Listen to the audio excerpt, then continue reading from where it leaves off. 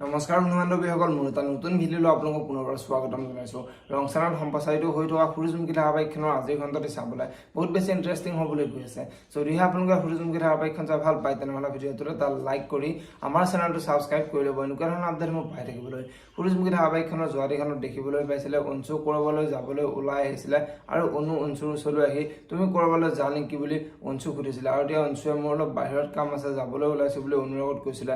আৰু এতিয়া অনুৱে মোৰ তোমাৰ লগত দৰকাৰী কথা এটা আছে, তুমি বহাছো বুলি অঞ্চুৰ আগত কৈছিলে। আৰু এতিয়া অঞ্চুৱে মোৰ আজি সময় নাই, কাইলৈ কথা পাতিম বুলি অনুৰ আগত কোৱাত অনুৰ বহুত খং উঠিছিলে। আৰু অনুৱে মোৰ অলৰেডি বহুত দেৰি হৈ গৈছে, তুমি আজি মই তোমাৰ লগত কথা পাতিম, তুমি বহা বুলি অঞ্চুৰ আগত কোৱাত অঞ্চুৱে তুমি এতিয়া মোক কিবা হাতৰ ইচৰাত নচুৱাবা নেকি বুলি অনুৰ আগত কৈছিলে। আৰু এতিয়া অনুৱে তুমিতো মোৰ হাতৰ পৰা কেতিয়াবাই ওলাই গৈছা, এতিয়াতো তুমি পিয়াৰ ইচাৰতহে নাচিবা বুলি অঞ্চুৰ আগত কোৱাত অঞ্চুৱে অনুক একচৰ মাৰিবলৈ ওলোৱা দেখিবলৈ পাইছিলে।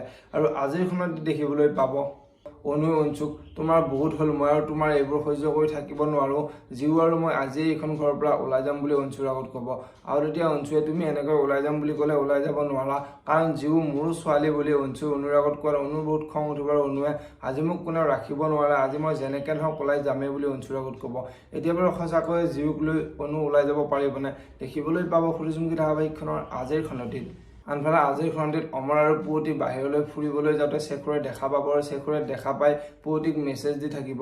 আৰু এতিয়া অমৰে তোমাক কোনে এনেকৈ মেছেজ দি আছে বুলি পুৱতিক সুধিব। আৰু এতিয়া পুৱতিয়ে মোক শেখৰে মেছেজ দি ডিষ্টাৰ্ব কৰি আছে বুলি অমৰৰ আগত ক'ব। এতিয়া বাৰু অমৰে শেখৰক কি কৰিব দেখিবলৈ পাব সূৰ্যমুখী ধাৰাবাহিকখনৰ আজিৰ খণ্ডটিত। যদিহে আপোনালোকে সূৰ্যমুখী ধাৰাবাহিকখন চাই ভাল পায় তেনেহ'লে ভিডিঅ'টোত এটা লাইক কৰি আমাৰ চেনেলটো ছাবস্ক্ৰাইব কৰি ল'ব, এনেকুৱা ধৰণৰ আপডেট মোক পাই থাকিবলৈ। ধন্যবাদ।